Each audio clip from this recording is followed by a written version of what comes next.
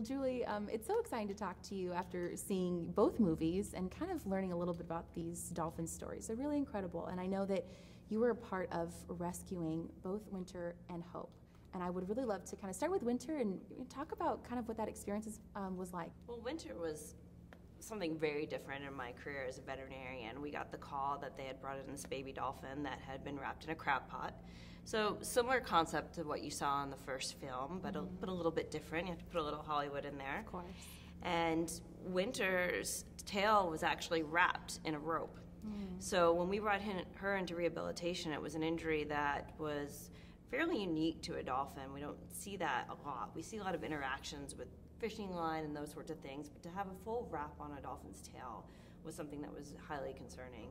And Winter had an entire team of animal caretakers and veterinarians and experts that worked with her daily. In fact, even hourly, she was receiving treatments where she was taken out of the pool, received antibiotics, a lot of treatment just to see if we could save her tail. It was very challenging, and you couple that with the fact that Winter was a baby. Yeah. And baby dolphins alone they're very delicate animals to work with.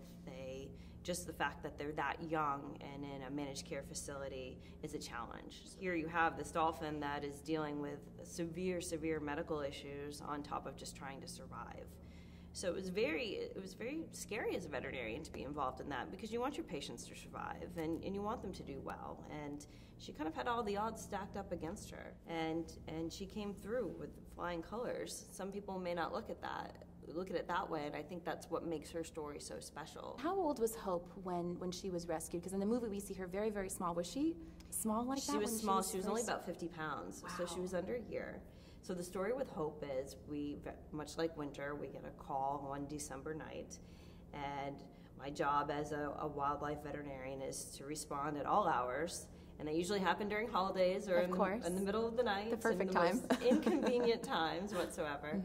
And we took the ambulance up to respond to this baby dolphin that we heard about. And Hope she was just a little peanut.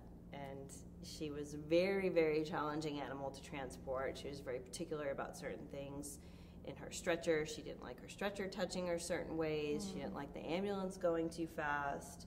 She tried to pass away on us a few times, which you don't want to give it away, but you see that in the second film quite a bit. I mean, it really was kept to the authenticity of what happened with Hope.